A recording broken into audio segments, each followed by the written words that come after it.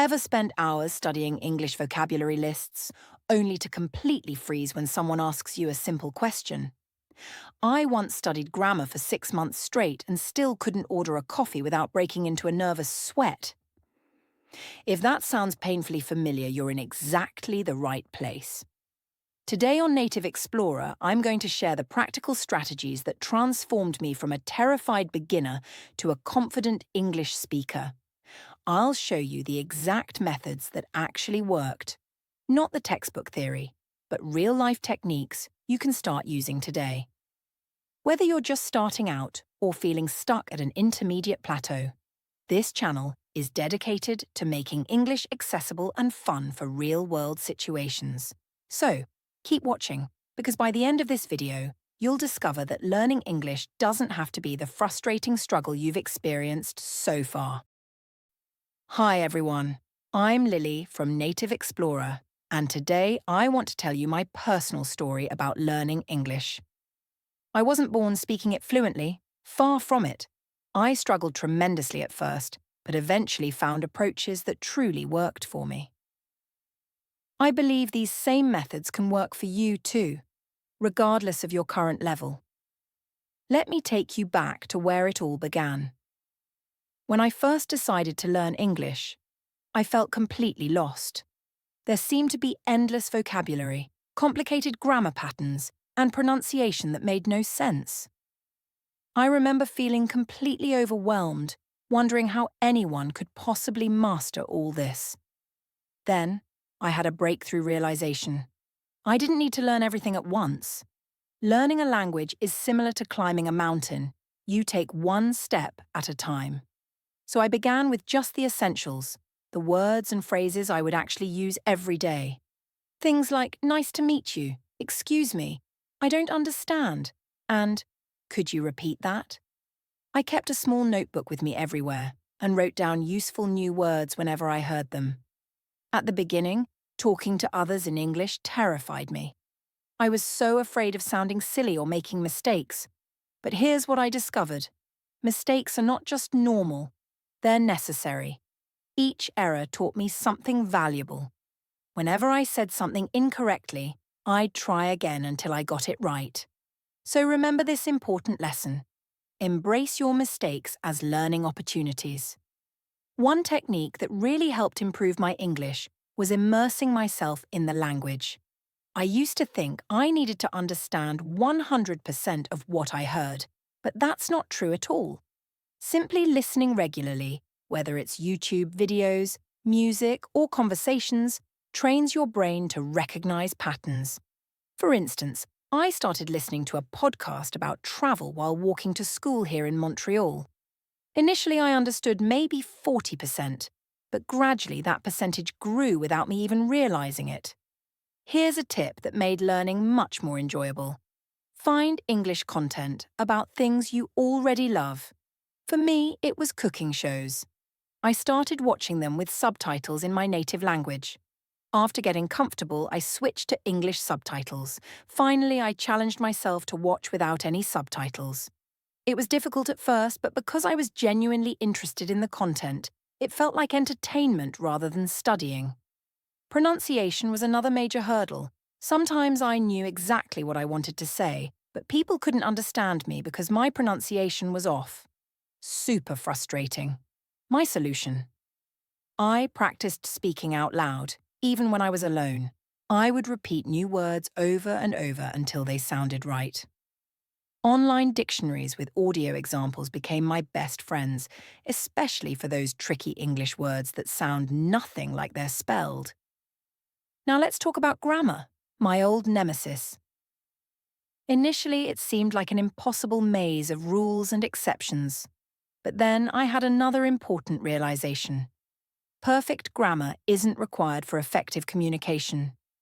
Yes, grammar matters, but don't let it prevent you from speaking. Focus first on getting your message across. As your confidence grows, your grammar will naturally improve. Reading became another powerful tool in my journey. I started with simple children's stories that had pictures to help with context. Later, I moved to short articles and eventually full blogs and websites. I didn't always know every word, but I could understand the main ideas, which is what matters most.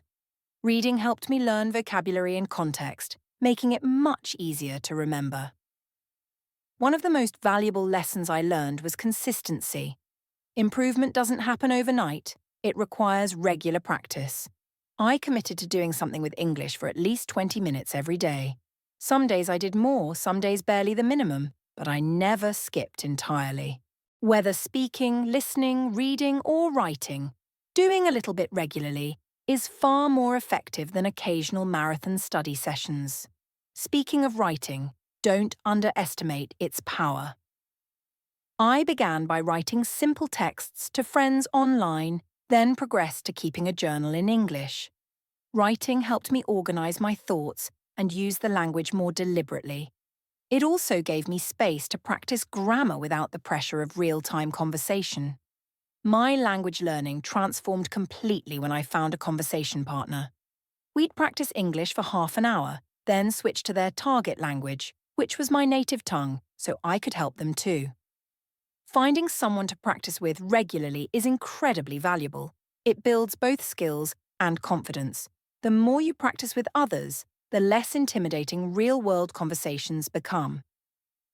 A simple but effective technique I used was labeling objects around my home with sticky notes. I wrote English words for everyday items like window, clock, and bookshelf.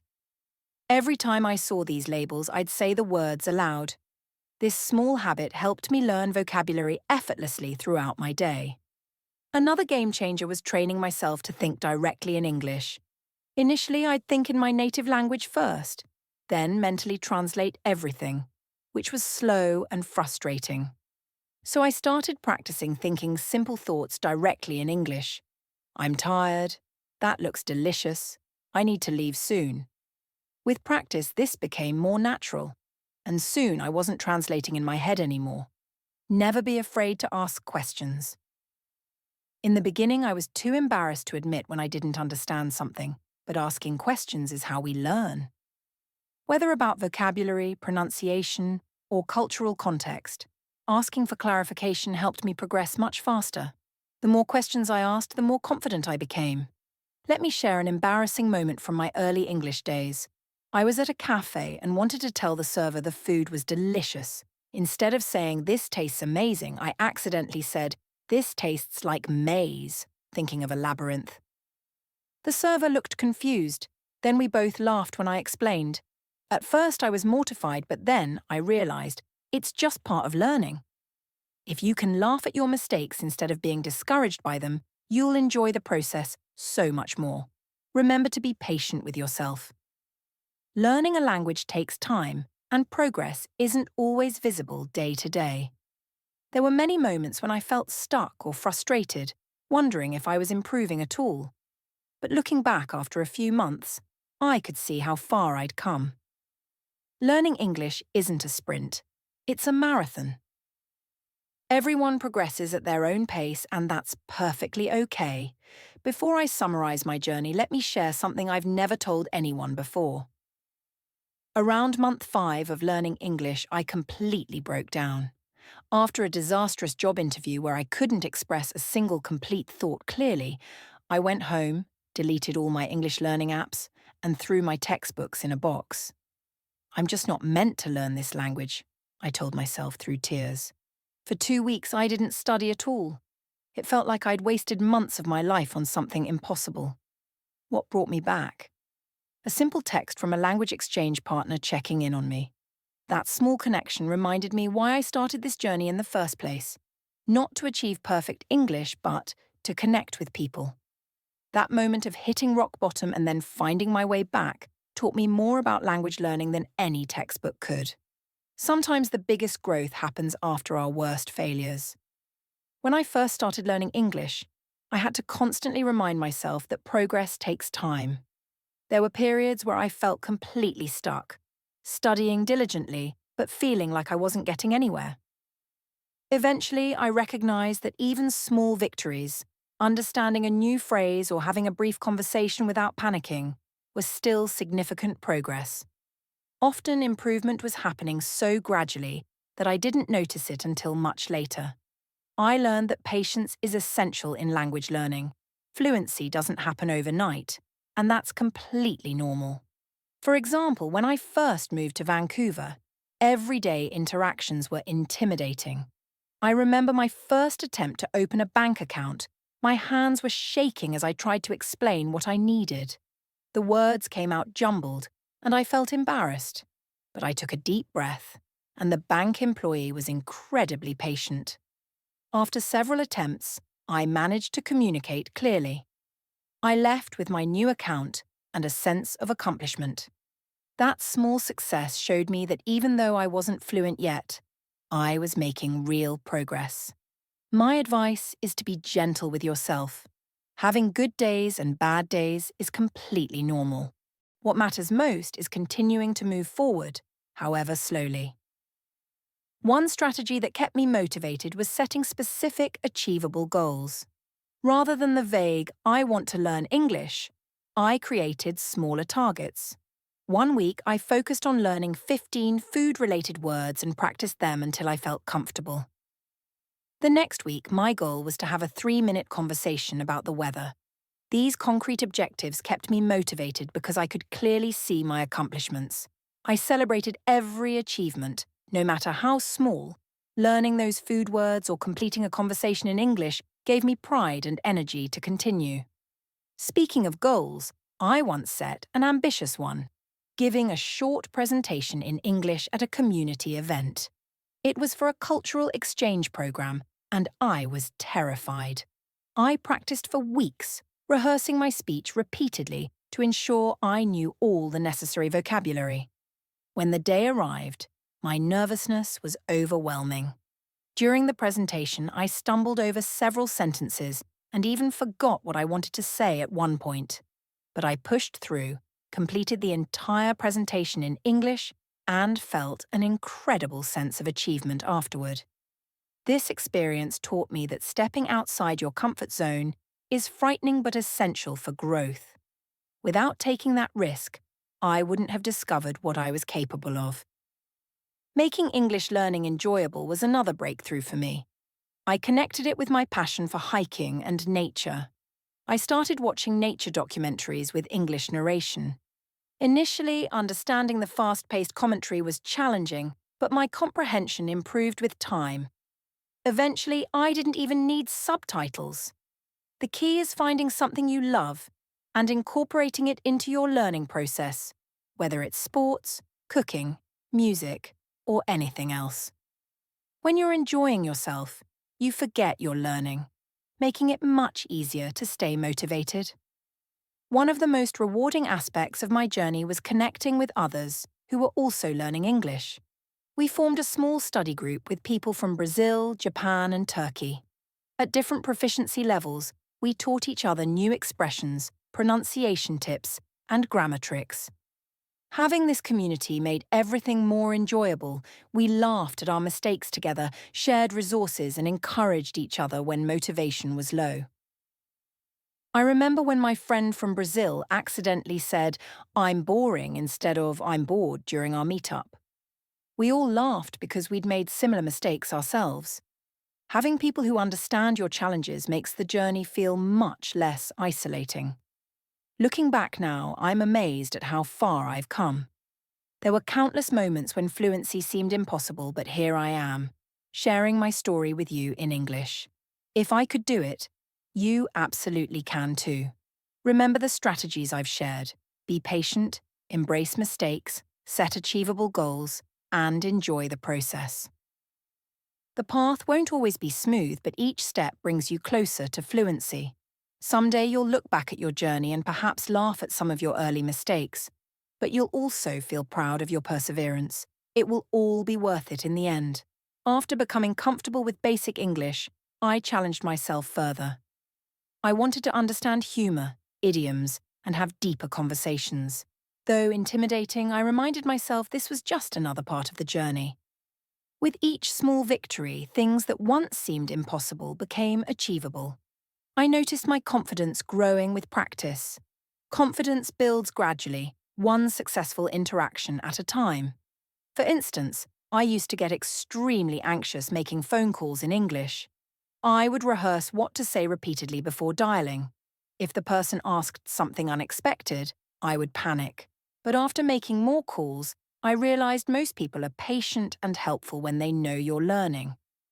There was one time I called to make a doctor's appointment and accidentally asked for a checkout instead of a checkup. The receptionist was confused momentarily, but we sorted it out and even shared a laugh. I learned that staying relaxed makes conversations flow much better. When you're too tense, it's harder to think clearly. Practicing with native speakers accelerated my progress significantly. I was fortunate to meet an English teacher who volunteered at a local community centre.